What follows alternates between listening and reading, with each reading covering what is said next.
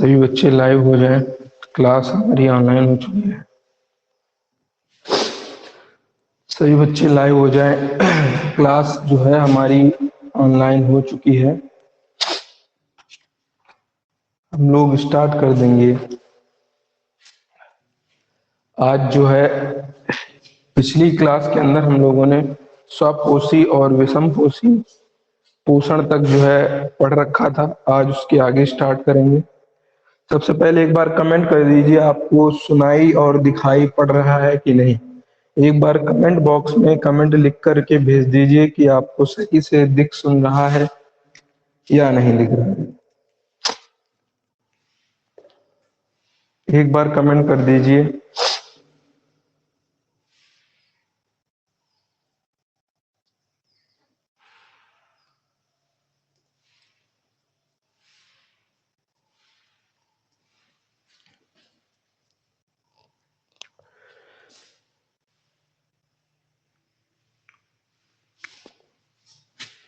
चलिए, आज की हमारी हेडिंग रहेगी, आपको दिखाई सुनाई पड़ रहा होगा। आज की पहली हेडिंग रहेगी हमारी स्वपोषी पोषण, जिसे कहते हैं हम लोग इंग्लिश में ऑटोट्रॉफिक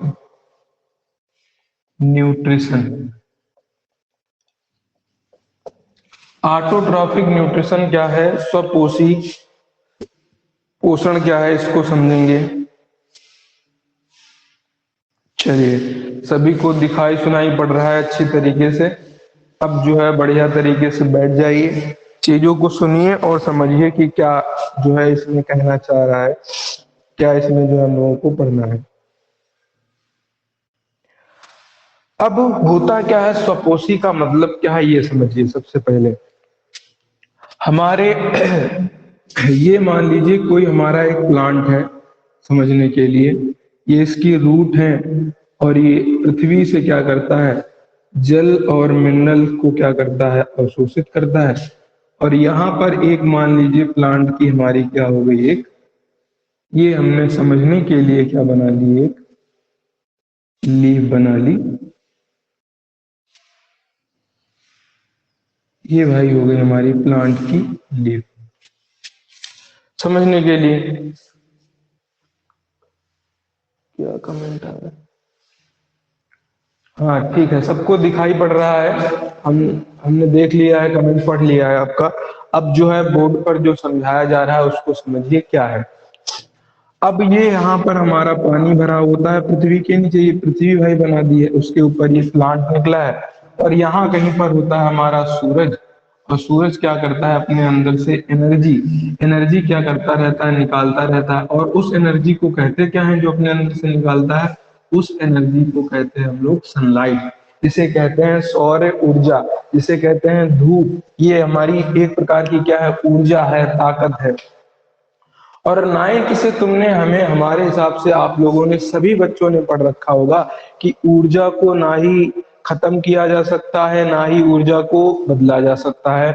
ऊर्जा को बस एक रूप से दूसरे रूप में बदला जा सकता है। ये जो है ये सभी बच्चों ने पढ़ा होगा कि ऊर्जा को, एनर्जी को ना ही उत्पन्न किया जा सकता है, ना ही खत्म किया जा सकता है। ऊर्जा को बस एक रूप से दूसरे रूप में क्या करा जा सकता है, परिवर्तित किया जा सकता है, ट्रांसफर बदला जा सकता है, लेकिन बनाया या खत्म नहीं किया जा सकता है। ये सभी बच्चों ने पढ़ा होगा।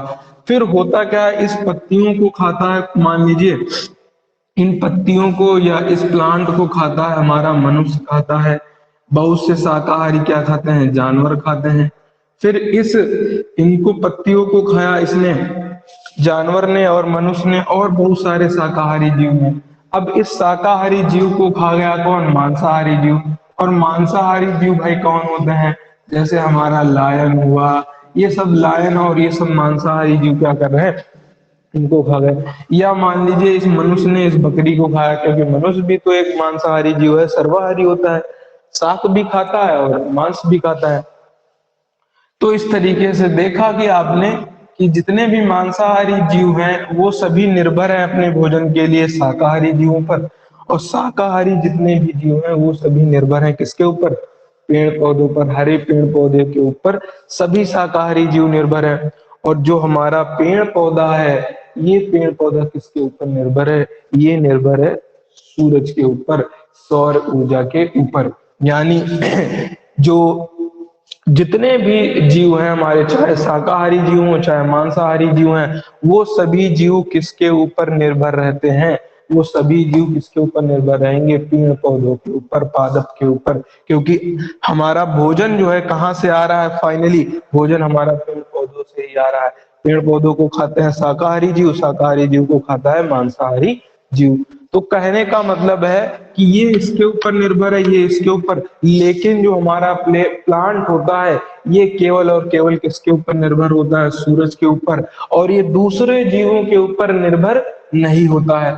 ये जो प्लांट है हमारा, ये दूसरे जीवों पर निर्भर नहीं है। ये किसके ऊपर निर्भर है? ये प्रकृति ऊर्जा या जिसे कहते हैं सौर ऊर्जा, इसके ऊपर क्या है? निर्भर है, लेकिन दूसरे जीवों के ऊपर नहीं निर्भर है। तो ये क्या करता है? सूर्य ऊर्जा की जो एनर्जी है इसे सौर ऊर्जा कहते हैं। अगर आपने आपके घरों में सौर ऊर्जा वाली प्लेट हो, सौर ऊर्जा वाली प्लेट हम लोग क्या करते हैं? बैटरी से लगा के चार्जिंग बढ़िया कर लेते हैं, फिर उसको दिन रात चलाते रहते हैं। तो वही वाला सिस्टम होता है, बिल्कुल जैसे सोलर पैनल घर में लगे होते हैं, उसी तरीके से पत्तियों में छोटे छोटे सोलर पैनल लगे होते हैं चार्जिंग के लिए। छोटे छोटे क्या करते हैं? Solar panel. जो सौर ऊर्जा वाली प्लेट छतों के ऊपर रखी रहती है, उनका काम ये होता है कि जो सौर ऊर्जा आ रही है, जो धूप आ रही है, इस धूप को बदल दे किसमें? जो बैटरी के अंदर तेजाब भरा है, केमिकल भरा है, रसायन भरा है, उस रासायनिक ऊर्जा में। तो सौर ऊर्जा की प्लेट क्या करती हैं? सौर ऊर्जा को, धूप वाली ऊर्जा को बदल देती हैं रासायनिक ऊर्जा में। सेम इसी तरह जो सौर प्लेटें इन पत्तियों में लगी होती हैं, ये क्या करती हैं कि जो सौर ऊर्जा है, इस सौर ऊर्जा को उठा करके बदल देती है किसमें? रासायनिक ऊर्जा में। किसमें बदल देती हैं भाई? रासायनिक ऊर्जा में।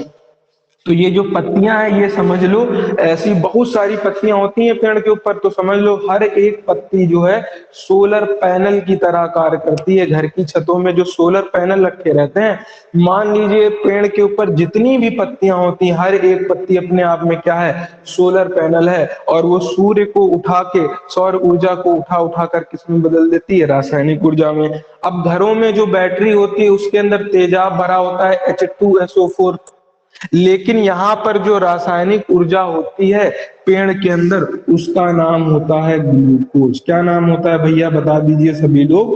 ग्लूकोज। जैसे बैटरी के अंदर भरा होता है तेजाब, इसी तरह पेड़ पौधों के अंदर क्या बना दिया जाता है? सौर ऊर्जा की मदद से ग्लूकोज। और ग्लूकोज का सूत्र सभी बच्चों को याद होना चाहिए पहले से ही, C6H12O6। ग्लूकोज का सूत्र क्या होता है? C6H12O6। बताइए जो पेड़ है, जो ये पेड़ अपने अंदर ऊर्जा बना रहा है, इसी ऊर्जा को हम लोग नाम दे देते हैं भोजन। इसी ऊर्जा को नाम दे देते हैं फूड, या जिसे भी कह देते हैं प्लांट का भोजन। बताइए पेड़ पौधा जो है, हरे पेड़ पौधे हैं, ये बताइए क्या किसी दूसरे जीव के ऊपर निर्भर है?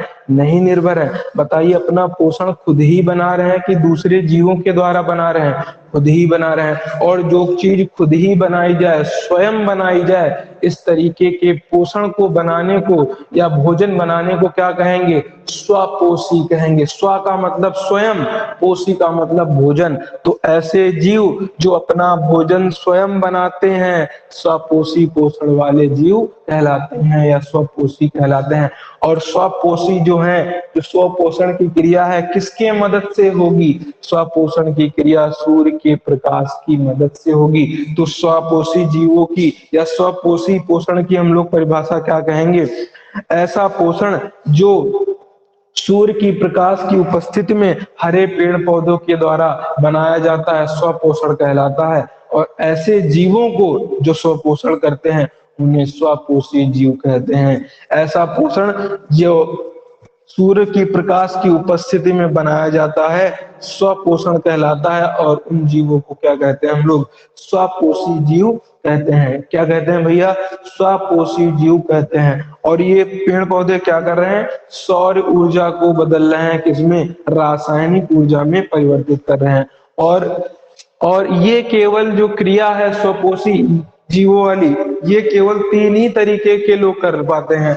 सबसे पहला एक कर पाता है हरे पेड़ पौधे। याद रखना पेड़ पौधा कैसा होना चाहिए, हरा पेड़ पौधा। मान लीजिए आपने देखा होगा सड़क के किनारे या घर के आसपास कि कोई एक पेड़ लगा है और उस पेड़ में सारी पत्तियां गई हैं झड़, अब वो सूखा सूखा खड़ा है, तो बताइए क्या उसमें स्वपोषी क्रिया, प्रकाश संश्लेषण की क्रिया होगी क्या? तो आप कहेंगे उसके अंदर प्रकाश संश्लेषण की क्रिया नहीं होगी। पूछा जाएगा क्यों नहीं होगी, तो कहोगे आप कि सर जी उसमें सौर पैनल ही नहीं पाए जा रहे हैं, सूर्य ऊर्जा की प्लेटें नहीं पाई जा रही। अर्थात क्या नहीं पाया जा रहा उसके अंदर, पत्तियां ही नहीं पाई जा रही। जिसके अंदर पत्तियां, जिसके अंदर प्लेट, वही तो भाई बैटरी को चार्ज कर पाएगा, और जिसके अंदर प्लेटें नहीं है तो वो बैटरी को चार्ज नहीं कर पाएगा। तो ये बात कहने का मतलब है, तो हरे पेड़ पौधे होते हैं, कुछ हमारे क्या होते हैं, बैक्टीरिया होते हैं, और कुछ प्रोटिस्ट होते हैं। सीधे सीधे नाम याद रखिए।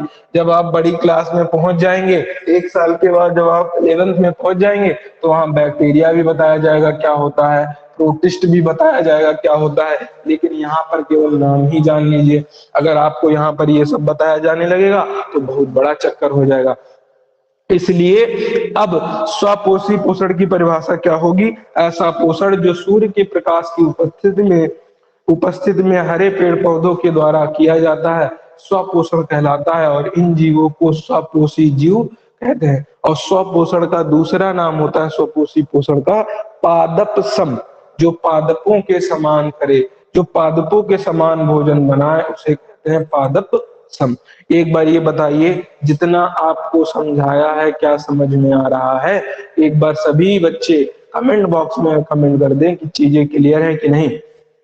कमेंट कर दें, फिर भाई इसकी लैंग्वेज लिखाई जाए। जल्दी से भैया कमेंट कर दीजिए सभी बच्चे, सभी बच्चे कमेंट कर दें भैया जल्दी से, कमेंट कर दे भैया जल्दी से सभी बच्चे।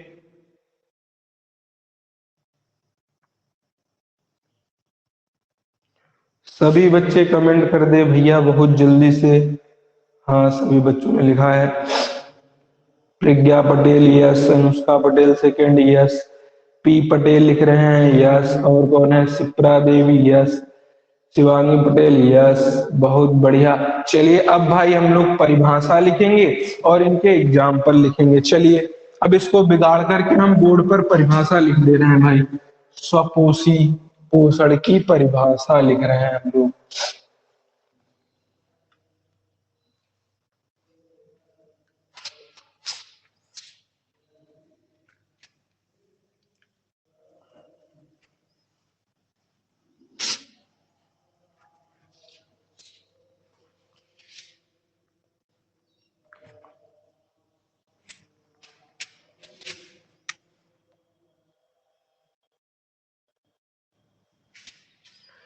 लिखेंगे ऐसा पोषण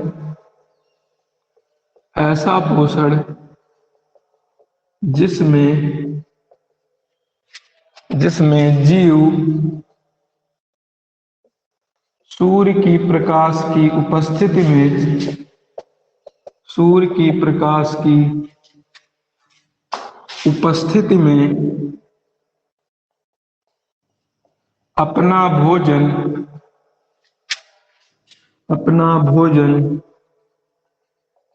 स्वयं बनाए, तो इसे स्वपोषण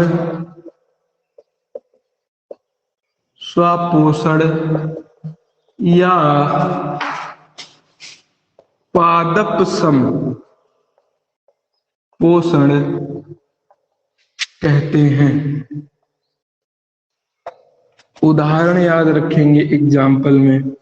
पेड़ पौधे कैसे होना चाहिए, ग्रीन होना चाहिए, जिनके अंदर पत्तियां पाई जाए, तो लिखेंगे हरे पेड़ पौधे। अगर आपसे पूछा जाए जो जमीन में घास होती है, घास क्या प्रकाश संश्लेषण की क्रिया करती है, स्वपोषण की क्रिया करती है, तो कहेंगे हाँ, क्योंकि घास भी क्या है भाई, हरी। फिर उसके बाद कुछ बैक्टीरिया, फिर उसके बाद कुछ प्रोटिस्ट आदि।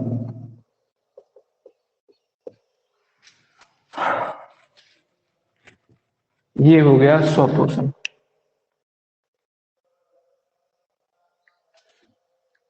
स्वयं जिसमें भोजन बनाया जाए, तो इसको लिख लीजिए, या जिसको स्क्रीनशॉट लेना है स्क्रीनशॉट ले लीजिए। आगे बढ़ा जाए फिर भैया। फिर भैया आगे बढ़ा जाए, जल्दी से स्क्रीनशॉट ले लीजिए या इसको लिख लीजिए अपनी कॉपी में। 1 मिनट का टाइम है, जल्दी से उतार लीजिए भाई।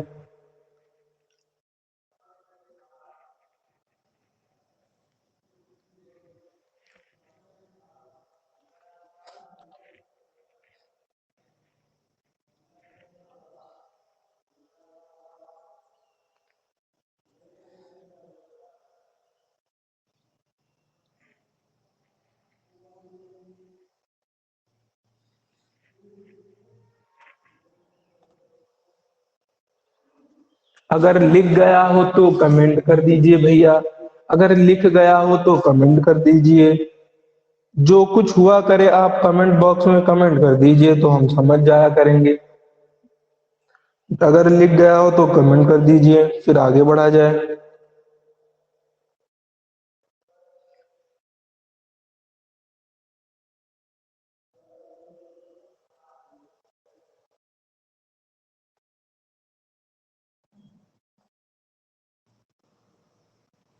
कमेंट कर दीजिए भैया अगर लिख गया हो।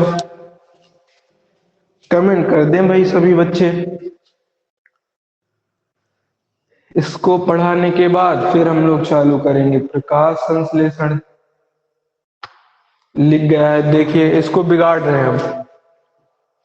इसको बिगाड़ा जाए भैया।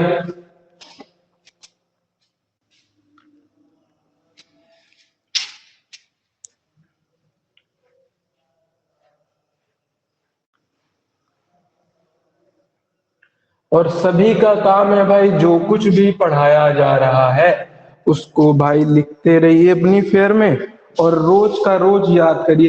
क्योंकि आपकी क्लास जो है एक ही वीक में एक बार होती है, वो भी बहुत छोटी सी होती है।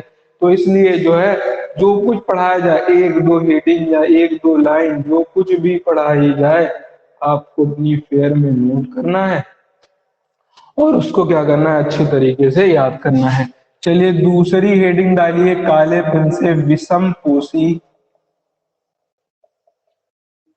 अथवा विषम पोषी अथवा परपोषी पोषण।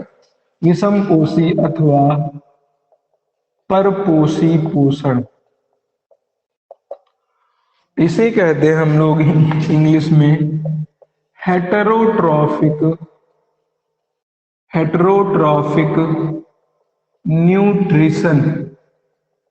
ये भाई हमारी हो गई हेडिंग। ये है भाई हमारी हेडिंग। अब देखिए नाम ही में छुपा रखा है, नाम ही में छुपा रखा है, पर लिखा है और विषम लिखा है। और उस वाले पोषण में क्या लिखा था, स्वा। स्वा का मतलब स्वयं। स्वयं जो बना है वो स्वपोषी कहलाए। और जो दूसरे जीवों के ऊपर निर्भर रहे, दूसरे जीवों के ऊपर, क्या आया शब्द ऊपर। ऊपर पर का शब्द का मतलब क्या है, दूसरे। विषम का भी मतलब क्या है, दूसरे। यानी जो दूसरे जीव पर निर्भर रहे, ऐसा पोषण या ऐसे पोषण की क्रिया, ऐसे जीव जो अपने भोजन के लिए दूसरे जीवों पर निर्भर रहते हैं, परपोषी पोषण कहलाता है। और उन जीवों को क्या कहते हैं हम लोग, परपोषी जीव कहते हैं। जैसे कहें हमारी बकरी मान लीजिए है, तो बकरी को चाहिए घास, तो ये घास पर निर्भर है। अब मान लीजिए मनुष्य है, मनुष्य को भाई हरी पेड़ पत्ती यानी भोजन शाकाहारी भी चाहिए, तो पेड़ पर भी निर्भर है, और मांस भी चाहिए तो बकरी पर भी निर्भर है। इसी तरह मान लीजिए हमारा जो है शेर है भाई। शेर जो है ये हो गया हमारा शेर। शेर हो गया ये हमारा, ये शेर है। अब इस शेर को जो है बकरी भी चाहिए खाने के लिए, मनुष्य भी चाहिए, पेड़ पत्ती भी चाहिए। तो ये सारे जंतु जो हैं किसके ऊपर, एक दूसरे जीव जीव के ऊपर जो है निर्भर है, अपने अपने जो है भोजन के लिए दूसरे जीव जंतु के ऊपर निर्भर है। तो क्या लिखेंगे, ऐसे जंतु या ऐसे जीव जो अपने भोजन के लिए दूसरे जीव जंतुओं के ऊपर निर्भर होते हैं, उन सभी जीवों को परपोषी जीव और इस प्रकार के पोषण को परपोषण या विषम पोषण कहते हैं। चलिए लिखते हैं परिभाषा क्या, ऐसे जीव जंतु जो अपने भोजन के लिए दूसरे जीव जंतु पर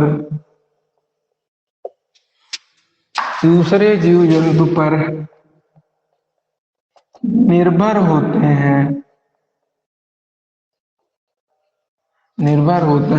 उन्हें परपोषी जीव तथा ऐसा तथा इस प्रकार का पोषण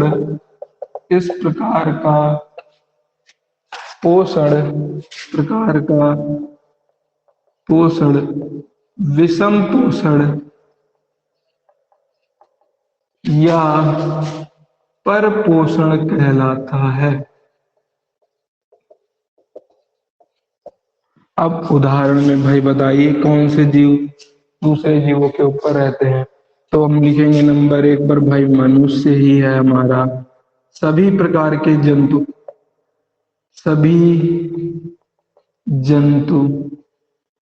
फिर कवक होता है हमारा, कवक जानते होंगे आप लोग, जिन्हें कहते हैं धरती का फूल, कवक को हिंदी में कहते हैं फफूंद।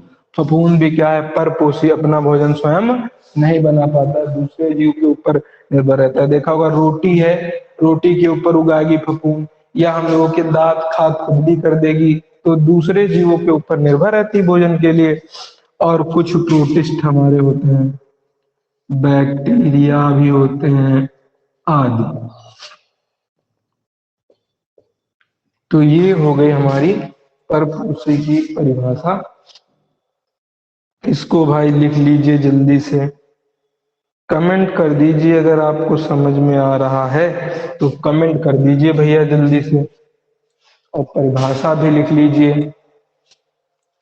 कमेंट कर दीजिए सभी बच्चे, एक बार भैया कमेंट कर दें,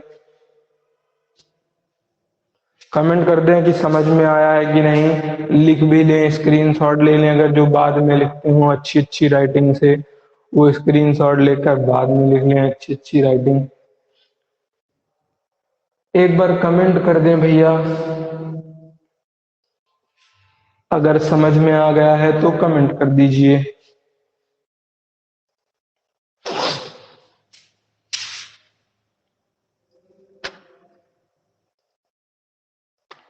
समझ में आ गया है, प्रज्ञा सिंह लिख रही हैं।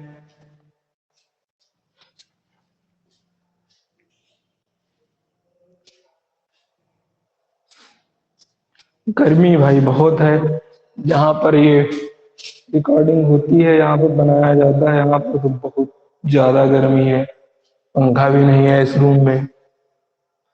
तो जल्दी से भाई नोट कर लीजिए इसको, फिर आज के लिए हम लोग क्या करते हैं, इतना ही रखा जाए इसको।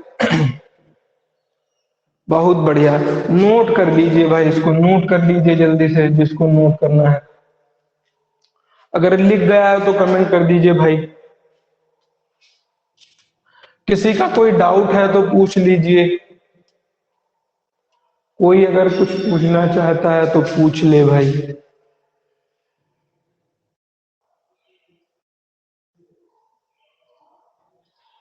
कोई डाउट हो तो पूछ ले।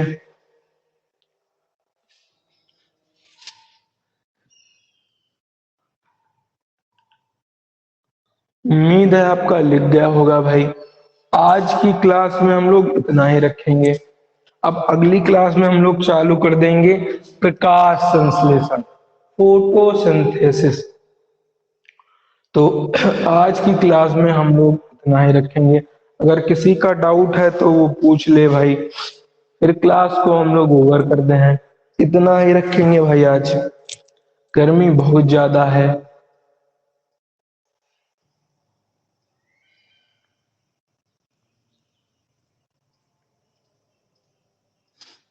चलिए फिर क्लास को ओवर किया जाए।